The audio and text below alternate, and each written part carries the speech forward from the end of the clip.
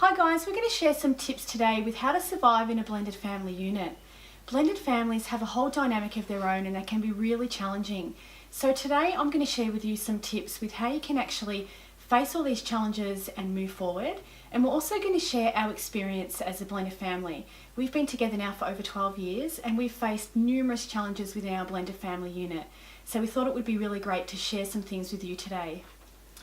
Yeah, I thought I'd jump on and talk about what it was like to go through a divorce and end up in a blended family as a kid, and how that looked through my eyes, and then explain how when I became a stepfather myself I used those experiences to sort of get me through certain times and issues that we had in our personal blended family. So basically, with my parents, I had a very strong bond with my father. We sort of spent every weekend together and it was a very strong sort of father-son relationship. So long story short, my mother and father broke up and went their own ways, and before I knew it I had a stepfather and a new man in the house. And as a 12-year-old kid I couldn't stand him. It was like I wanted my dad back, and there was no other person that was going to fill his shoes. So I just rebelled straight away. I found everything I could to hate this person. I couldn't stand the way he looked, I couldn't stand the way he ate, I couldn't stand the way that he was sitting on our family couch inside our family home. I just made my mum's life hell because I just wanted my father back, and all I cared about as a child was what I felt. I was too young to understand why my mother had left my father, and all I was focused on was why this man was in my family home. So I used to actually do some quite horrendous stuff, and he used to do some quite horrendous stuff back to me in return. So I used to the ways to get him back, I would do certain things to make his toothbrush, and without going into great detail, let's just say he might have had shitty breath for a few days there, and you know he would bring his friends over, and that's another thing I wanted to touch on. For a child, I mean, I was 12 by then, I was starting to get a decent age, so I have understanding, but not only are you dealing with the new man in your mother's life, I was dealing with their friends. So all of a sudden I even had their friends inside my house, and that was really intimidating for me as a 12-year-old, and I really didn't feel comfortable with that. And I used to do stuff to his friends that, you know, if they ever found out back then, I would have got a good clip across the head, because, you know, they used to get me to open their beers, like, Glenn, get out and crack us a beer, mate, and I'd go out there and, you know, they call alcohol piss, and there might have been a few times where they got to experience the real thing. So there were certain things that I did that, you know, obviously I was a child and it was my way of getting back at these people that had come into my life, and, you know, they were immature things, but there was the only way I knew how to deal with it, and it was something that was, you know, for a kid, it's a very intense experience to just have the father removed out of the home and a new man put into the home, and you don't really understand it, and you're not old enough or mature enough to see why. And now, as a grown adult, I can totally see why my mother left my father. She should have left him 20 years earlier, but as a child, we cannot see it. And so one of the most important things to take from the experience that Glenn has just shared, that if your child is acting out and they're rebelling, you really need to source some sort of counselling for them. And, you know, that's what I did early on for my boys when I experienced a marriage breakup. I made sure that I actually started them with a kinesiologist really young, because I wanted to make sure that they were balanced and emotionally aware of what was going on. So number one is that if your kid's acting out, and, you know, seek help. And sometimes the parent is going through an emotional turmoil themselves, and, you know, they can forget that the child is actually being really impacted and affected by the divorce. And so it's really important that, you know, you seek counselling yourself as a parent, but you have to make sure that you do something for your children, whether that's getting a health plan and making sure that, you know, you see a psychologist or a family counsellor. It's really important that you seek help for the child, because like Glenn was just sharing, that it was so hard for him. He didn't understand at 12. You know, most kids are narcissistic at that age. They don't understand, you know, why these things are happening to them. They just take them personally. So number one is seeking help. Yeah, and the funny thing about life is it does come around in the full circle eventually. So obviously when I met Natalie, she had 2 children, Dylan and Ryan, and I then had to have my experiences of being the stepfather, and I had to take away a lot of stuff that, you know, I experienced. So I tried my hardest to sort of, you know, enter the environment as softly as I could, and not pressure them into feeling like overwhelmed and intimidated like I used to be made to feel. And, you know, there's no, like, even with us, there's been some serious challenges. I mean, I'll never be their father, and they'll always have a bond to their father, and I've always said to them that it's not my role to come in here and be your father. My role is here to be a friend and someone to bounce stuff on. And, you know, like, after all these years now, I look at them as my own, and if anything happened to them, you know, I would do the same things if anything happened to my biological kids. So we take on these kids eventually as our own, but we've still got to remember that, you know, we're not their biological parents, and from their eyes, they will never feel that you're their biological father. There is some situations where, you know, the father may have never been around, so they do see the stepfather as their real parent. But, you know, in a lot of situations, there's always that missing piece, that you know that you're not really their dad, they know you're not really their dad, and there's that bit of, you know, the connection that can never be completely there.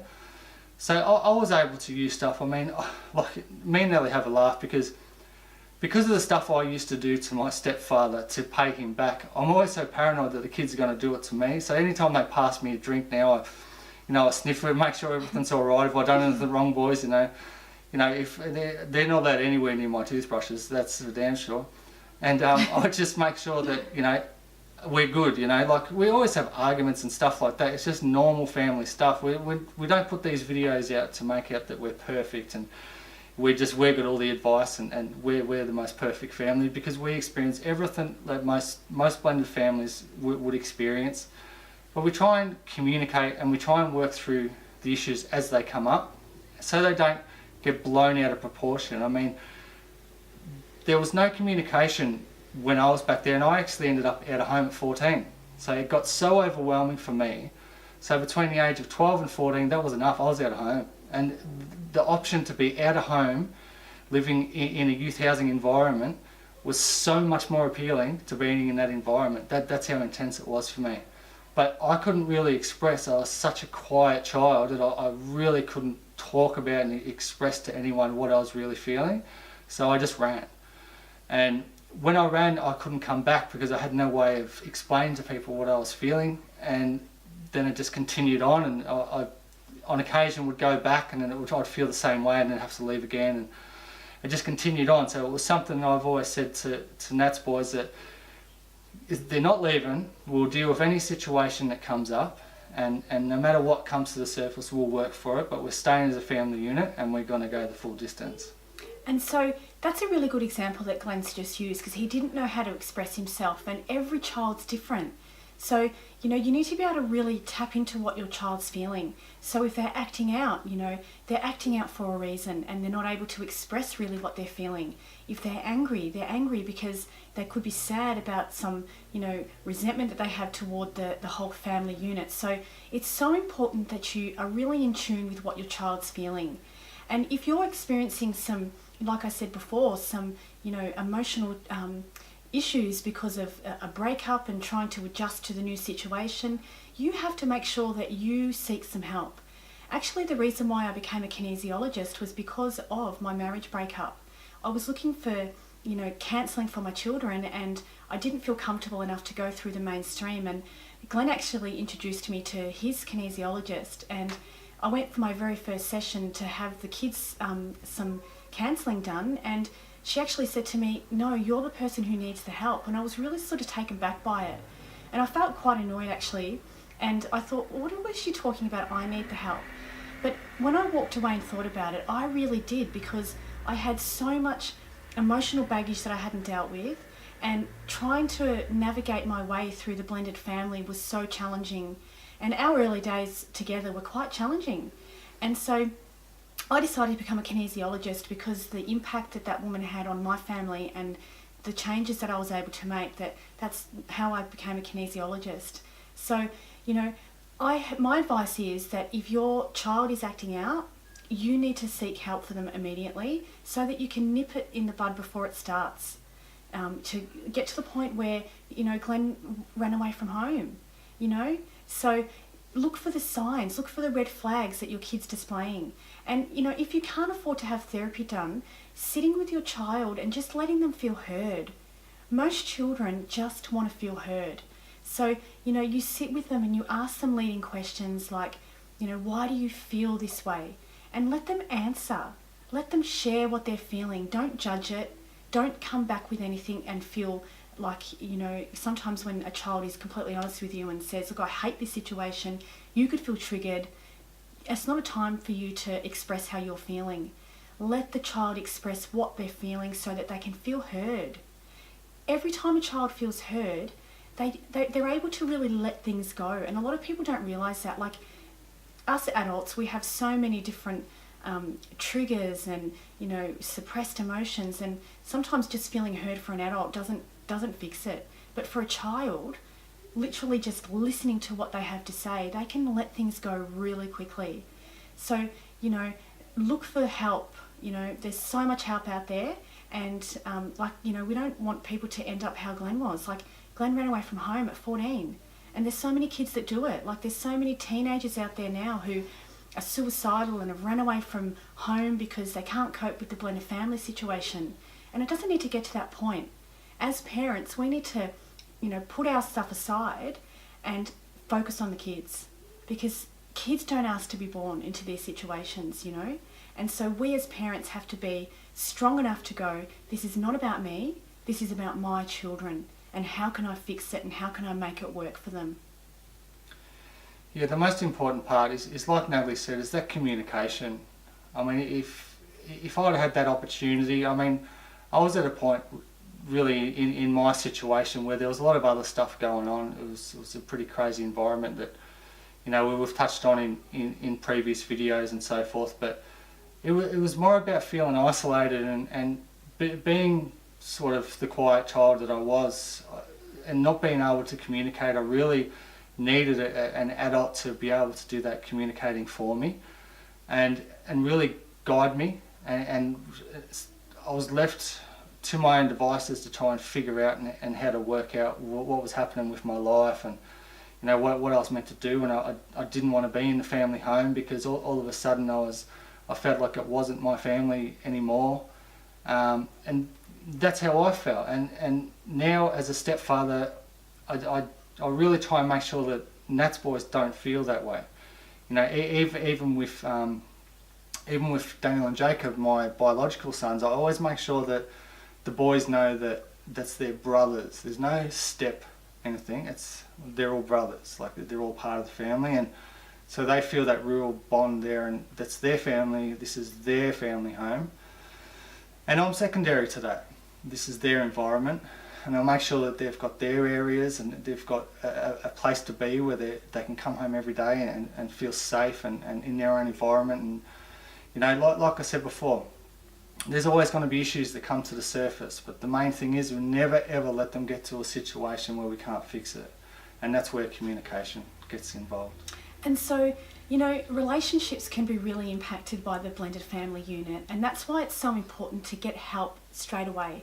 And it's never too late. Like, if you've been in a relationship for a long time now and you've got the blended family and issues keep arising and it's impacting your relationship really negatively, it's not too late to fix it. It's never too late to change things, and it's never too late to fix it. So if you feel really alone right now, because it can feel really lonely, and I know because we've been there, but there's always help out there, and I can't stress this enough. Like, you need to find somebody that can help you implement the right strategies so that you can actually turn things around, and you can turn them around.